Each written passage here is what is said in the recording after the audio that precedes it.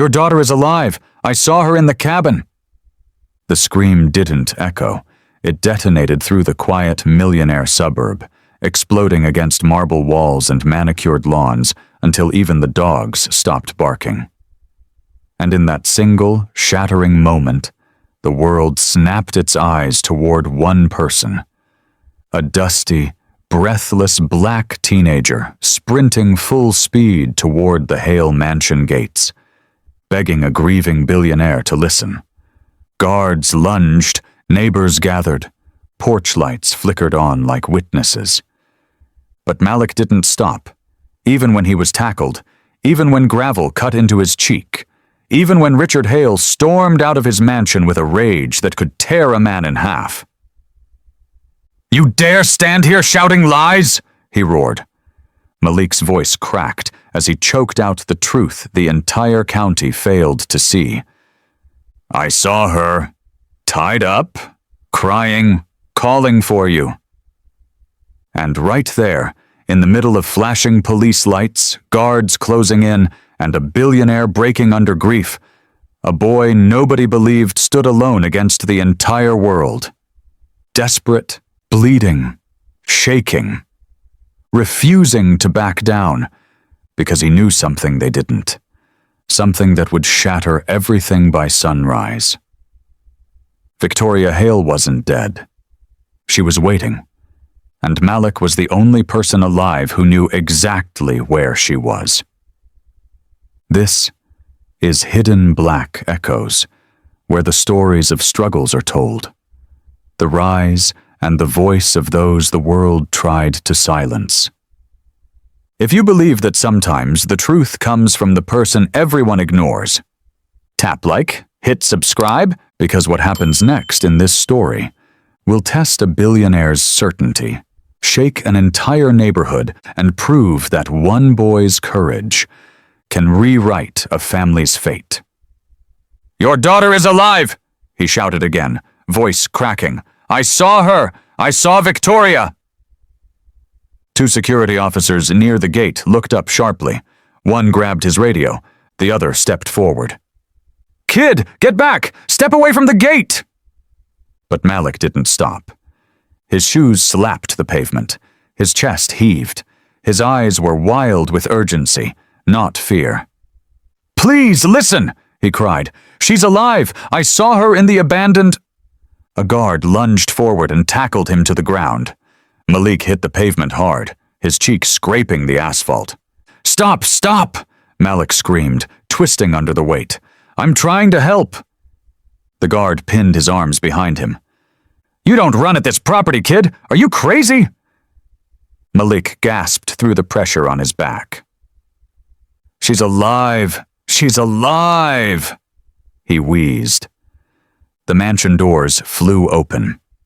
Richard Hale, tall, powerful, grief-hardened, stormed out with an expression that made grown men step aside. His voice boomed across the driveway. "Who is screaming my daughter's name?" The guards pulled Malik to his feet. Richard stopped halfway down the stairs and froze. A poor black teenager stood squashed between two guards, breathing hard, face smeared with dirt. Malik tried to straighten. "Sir, Mr. Hale, please listen." But Richard's grief twisted into fury. "You think this is a game?" he shouted, marching forward. "My child has been missing for 2 weeks, and you—" He jabbed a finger at Malik. "You dare stand here shouting lies?" Malik's voice cracked. "I'm not lying! I swear!" "Enough!" Richard roared. The guards shoved Malik back. He stumbled but didn't fall. "I saw her," Malik insisted, tears burning his eyes. She was tied up in the abandoned cabin near Brookside. I saw her crying. I swear I did." Heads turned from neighboring yards. Feet shuffled on sidewalks. Whispers spread like wildfire. The grieving billionaire versus the poor boy covered in dust. Richard's jaw clenched so hard, a vein bulged. He stepped closer, towering over Malik. "Don't you ever," he growled, ever come here again with false hope." "It's not false," Malik cried. "Sir, please. She looked right at me. She called for help. I heard her." "Stop lying," Richard bellowed. The guards tightened their grip again. Malik shook violently. "I'm not lying," he whispered. "Why would I lie about something like that?" Richard didn't hear him. Or maybe he refused to. He was shaking, not with fear, but with rage. Rage born from grief. Rage from 2 weeks of searching, praying, breaking apart. "You think tormenting a father is funny?" Richard said, voice trembling. "You think shouting my daughter's name is a joke?" "No," Malik sobbed. "I'm trying to save her." "Take him away," Richard snapped. The guards dragged Malik a few steps before the boy dug his heels into the ground. "I saw her!" he screamed. "She's alive, Mr. Hale, please!" The desperation in his voice made the guards pause. Richard didn't turn back. Malik tried again, voice breaking. "She was in the cabin, on Old Mill Road. The door was broken. There were ropes." Finally, Richard spun around. His eyes were red, wild, trembling. "You listen to me," he said in a low, deadly tone. "Do not speak about my daughter again, do not say her name, and do not come near this house." Malik's tears fell freely now. "I'm telling the truth," he whispered. Richard stepped closer. "If my daughter were alive," he said, voice shaking, "the police would know. The detectives would know. I would know." Malik swallowed hard. "She's waiting," he whispered. "She's scared, and she needs you." Richard's face twisted, torn between pain and fury. "Get him out!" The guards shoved Malik again. He stumbled backward, fell to the ground, palms scraping concrete. He pushed himself up slowly, wiping tears, chest rising and falling like he'd been running for miles. "Why won't you listen?" Malik cried. "I saw her. I swear I saw her." But Richard turned away, walked back into his mansion, walked back to his grief. The gates began to close. Malik stood there, shaking violently. "For real?" he cried softly, voice cracking. "She's alive. Why won't anybody believe me?" The gates shut with a heavy metallic clang. Malik stared through the bars, face streaked with tears, fists trembling at his sides. He whispered one last time, "She's alive." And behind the gate, hidden in the dark shadows of the mansion steps, Victoria's small red bracelet sat unnoticed on the ground. Exactly where Malik said she would be. The police lights washed the driveway in red and blue. Neighbors gathered behind fences. Hushed voices filled the air. Richard Hale stood stiff as stone at the mansion entrance, jaw tight, eyes wild, breathing sharp. 2 patrol cars had arrived after the guards phoned in, a disturbance by a teenager making false claims. Malik sat on the curb, shoulders hunched, still catching his breath, dried tears cracking on his cheeks. Officer Grace Turner knelt beside him. "Hey," she said gently. "Tell me what you saw." Malik swallowed hard. I already told them," he whispered. "But nobody listens."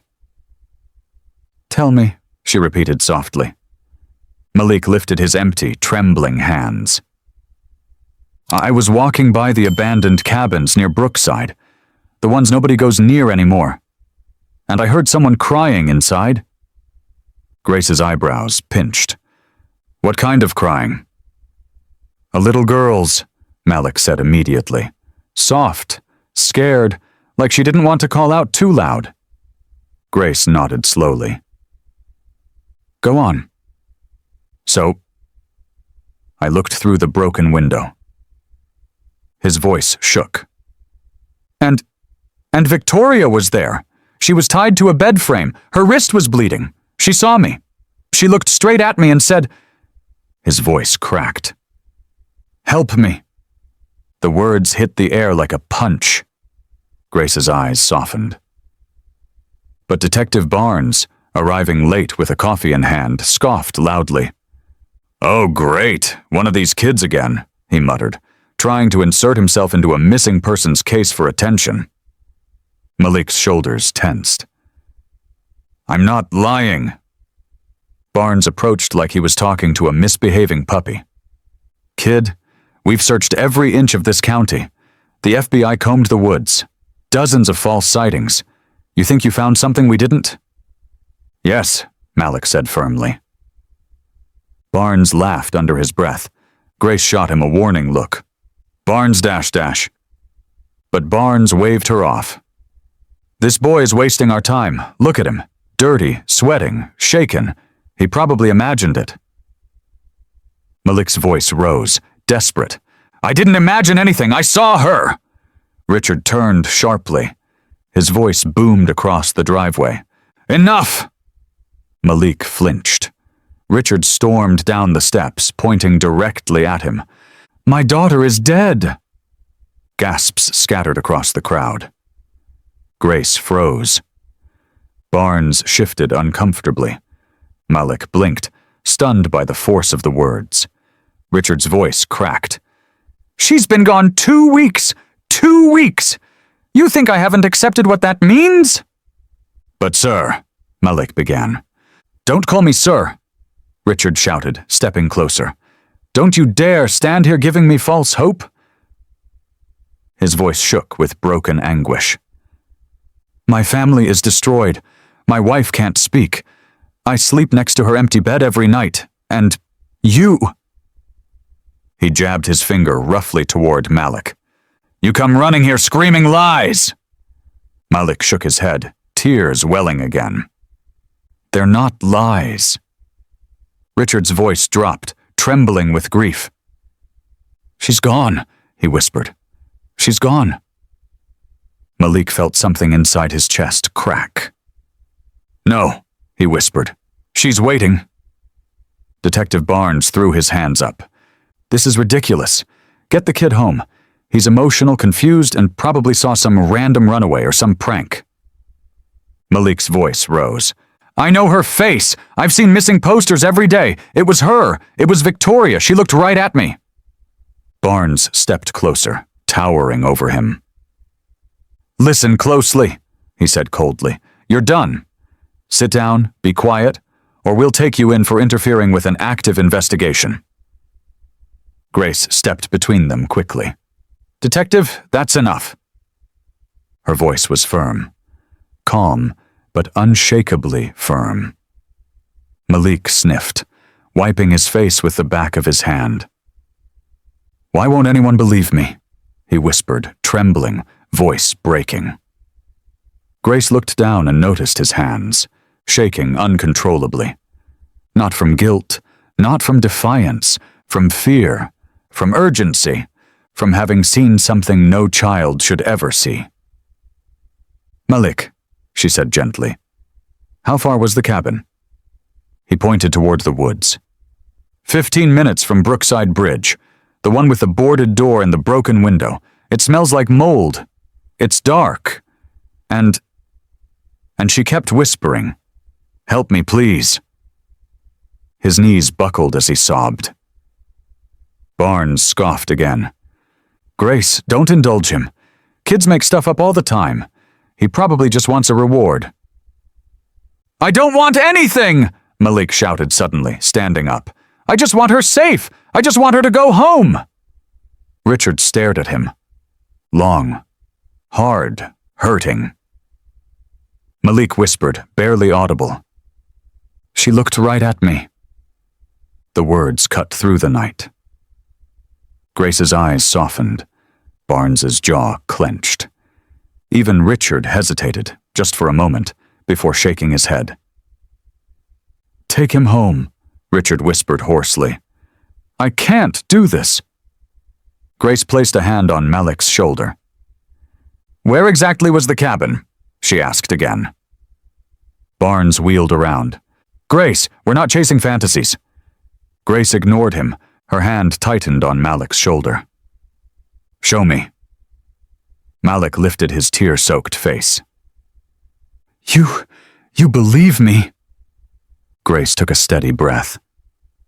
"I believe your hands aren't shaking for no reason." Malik nodded hard. "Please," he whispered, "before it's too late." Grace turned to Barnes. "We're going," she said. Barnes sighed, defeated. "Fine. But when we find nothing, you're writing the report." Grace motioned Malik forward, and together they headed toward the woods, toward the truth. The woods swallowed them whole. Branches snapped underfoot. Night air clung to their skin. Flashlights cut thin beams through the darkness as Officer Grace Turner walked beside Malik, who kept glancing back to make sure she was still following. Detective Barnes trudged behind them, grumbling. "This is pointless," he muttered. "We're chasing fairy tales." Grace ignored him. If this moment has you holding your breath, take a second to like this video and subscribe. For more stories where the unheard speak up, the overlooked become the turning point, and the truth refuses to stay buried. Malik's small, determined voice floated back through the trees. "It's this way, past the old fence, then down the hill." His steps were shaky, but his direction never faltered. Barnes huffed. "He's guessing."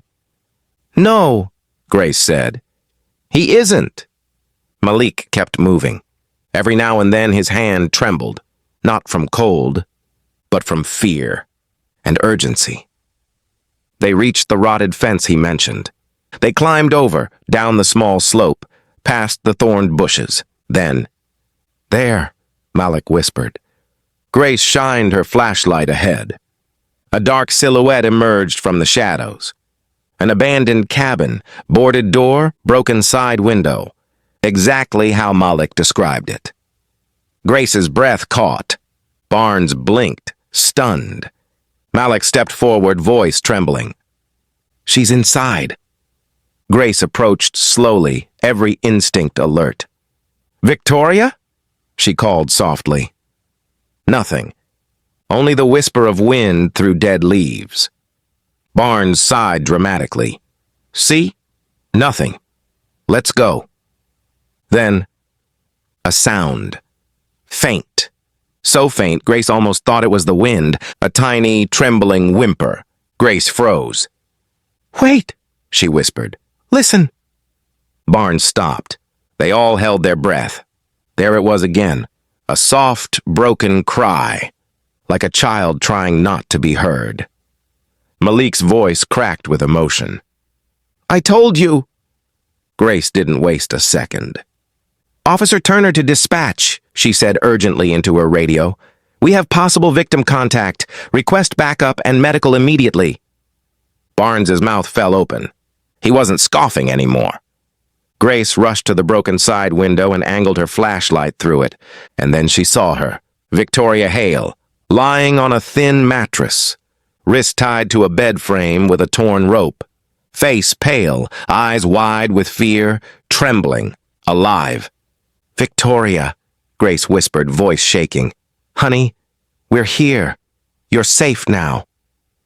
Victoria's lips moved. One cracked whisper escaped. "Help me!" Malik collapsed to his knees, sobbing with relief. Barnes staggered back, completely speechless. Grace's voice turned fierce. "Barnes, get this door open, now!" He snapped into action, kicking the weakened boards until the door burst inward. Grace rushed inside, dropping to her knees beside the fragile girl. Victoria recoiled at first, terrified. Grace softened her voice. "It's okay. It's okay, sweetheart. We've got you." Victoria looked past Grace's shoulder. Her eyes locked onto Malik. "You came back," she whispered. Malik wiped his face with his sleeve. "I told you I would." Grace unbound her wrist gently, carefully, like she was touching something breakable. Barnes called into the radio, voice shaking. "Victim located. Alive. Repeat, alive." Within minutes, flashes of red and blue appeared in the distance. Paramedics, backup patrol cars, reporters, and a black SUV flying down the dirt path, barely stopping before the door opened. Richard Hale stumbled out. His face, fear, disbelief, hope, pain, all colliding at once. He sprinted to the cabin, shoving through officers who tried to stop him. Grace stood and blocked him gently. "Sir, prepare yourself." Richard didn't hear her.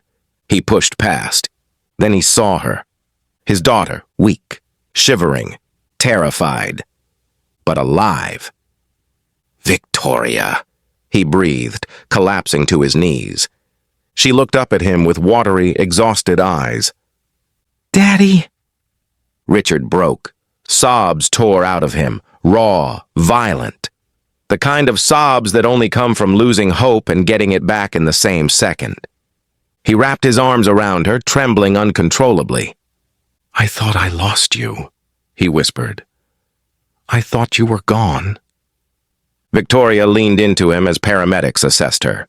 Behind them, Malik stood silently in the doorway, watching, crying softly. Grace touched his shoulder. "You saved her," she said. Malik shook his head. "She saved me too." Richard finally noticed him. Their eyes met. Richard's breath caught. The boy he had screamed at. The boy he called a liar. The boy he nearly had removed from his property had told the truth and had saved his daughter. Richard's legs nearly gave out as the realization hit him. Paramedics carried Victoria toward the ambulance, but Richard walked slowly toward Malik. Step by shaking step, he stopped right in front of him. The entire forest seemed to hold its breath. Richard's voice cracked. "I'm so sorry." Malik swallowed hard. He didn't say anything. He didn't need to, because the truth had finally broken through.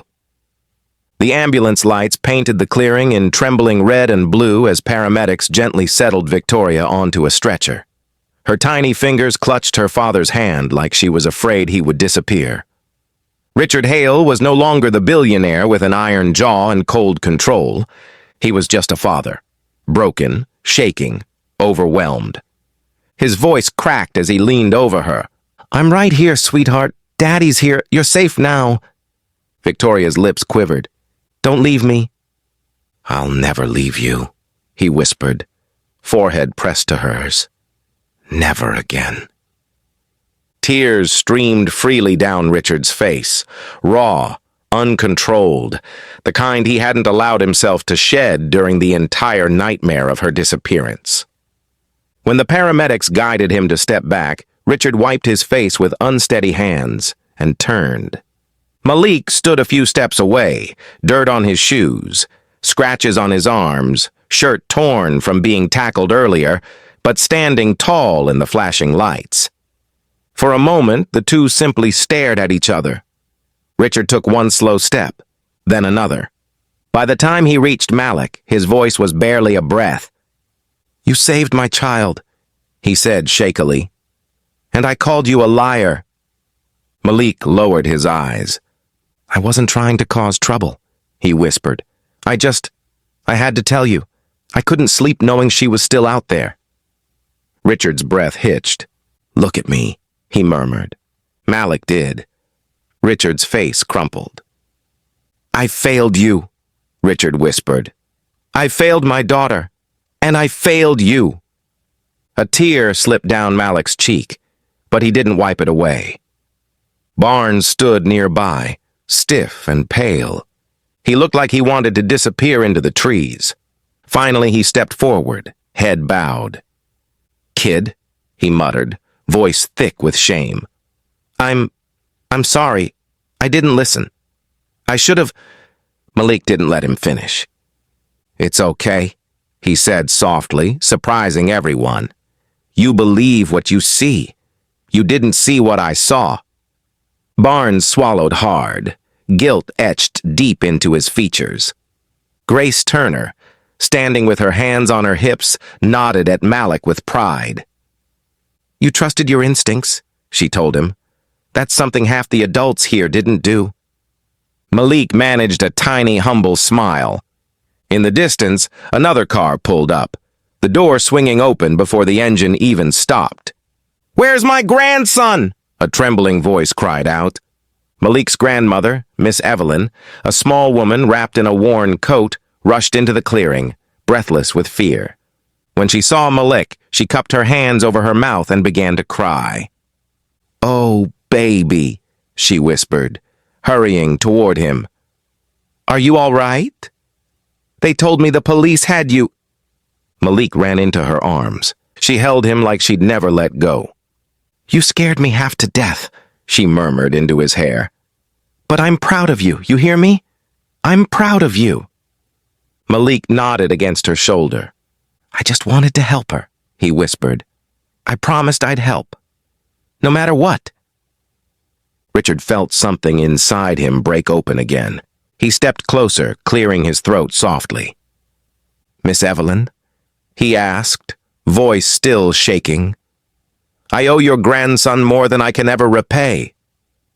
The older woman looked up, her eyes both wary and kind.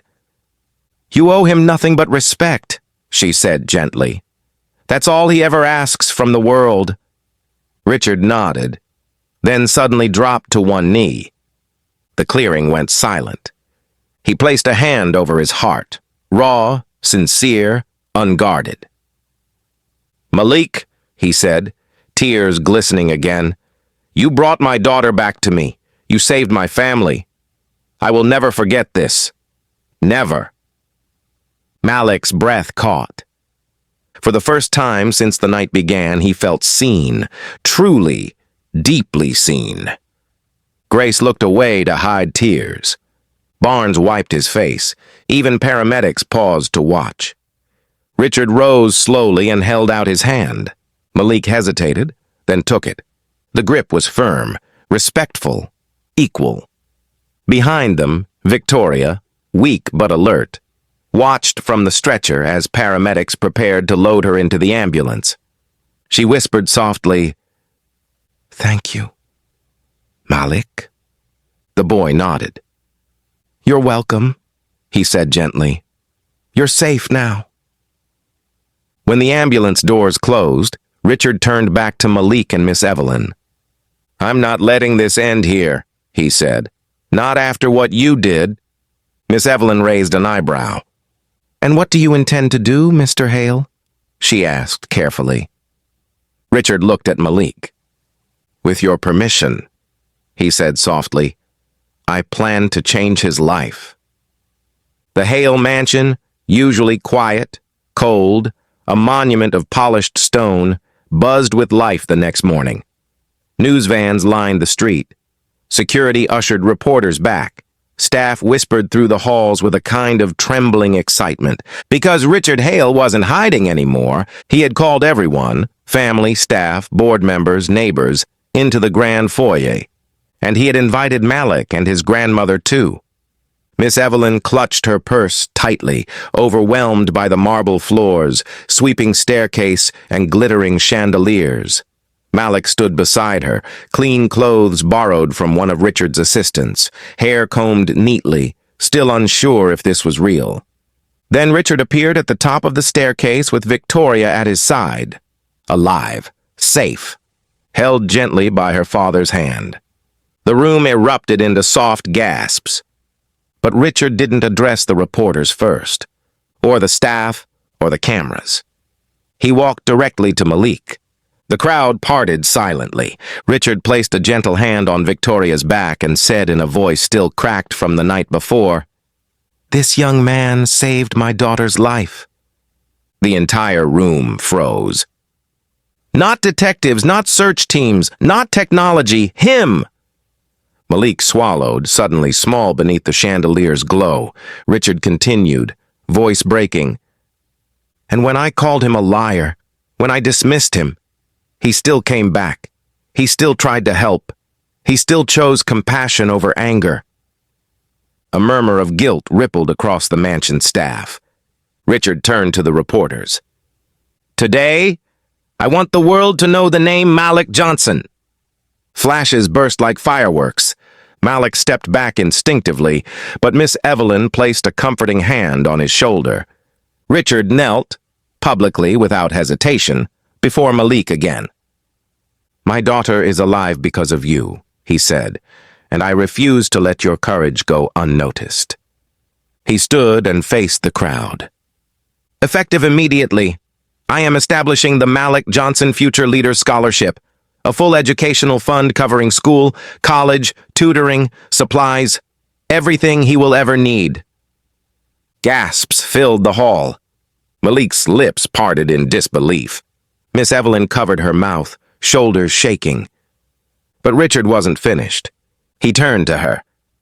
Miss Evelyn, he said gently, you raised a hero. From today onward, your rent, medication, and daily needs will be fully covered. You deserve peace. The older woman trembled, tears streaming freely. Oh, Mr. Hale, we've managed all our lives. Now, Richard interrupted softly, you'll live, not just manage. She pressed a hand to her heart, overwhelmed. At that moment, the security team entered the foyer, all in full uniform. Ramon, the head of security, stepped forward. He looked at Malik with respect, nodded once, and said, Officers, salute! A line of guards snapped to attention and saluted the young boy. Malik froze. No one had ever saluted him in his life. His chest tightened, his breathing shaky. He felt taller somehow, seen, valued. Victoria stepped forward, small and fragile. She reached for Malik's hand shyly. Daddy says you saved me, she whispered. Malik knelt so they were eye level. I just did what anyone should do, he said quietly. She shook her head. No, she whispered. You're my hero. Richard's voice thickened again at the sight of them. He placed a hand on both of their shoulders. You two, you're family now, he said. If you're willing. Malik's breath caught. Family, a word that had always felt out of reach. Miss Evelyn wiped her eyes. He's always wanted a chance, she said softly. Just one. Richard nodded slowly. Then let me give him more than a chance, he said. Let me give him a future. An assistant approached and opened the long black SUV parked outside the mansion's front doors. Victoria tugged Malik's sleeve. Come sit with me, she said shyly. Please. Malik looked at his grandmother. She squeezed his hand gently. Go on, baby, she whispered. Your life is changing now. Malik nodded, tears gathering in his eyes. He turned to Richard. Thank you, sir. Richard shook his head. No. Thank you. Malik took a deep breath and stepped toward the open SUV. He paused only once, turning back to the street he'd run down the night before, where he'd been tackled, doubted, dismissed. He wasn't that boy anymore. He was the boy who saved a life, the boy who found the truth, the boy being given a future. He climbed into the SUV beside Victoria, who smiled warmly. Richard followed them in. The door closed. And Malik Johnson, the kid nobody believed, the kid the world overlooked, left the mansion gates not as a poor boy, but as a hero destined for something greater. If this story reminded you that courage can rise from the most unexpected places, and that sometimes the person no one believes is the one who saves everything that matters, tap like and hit subscribe, and so you never miss the next story where truth survives, hope breaks through, and the heroes the world overlooks finally get seen.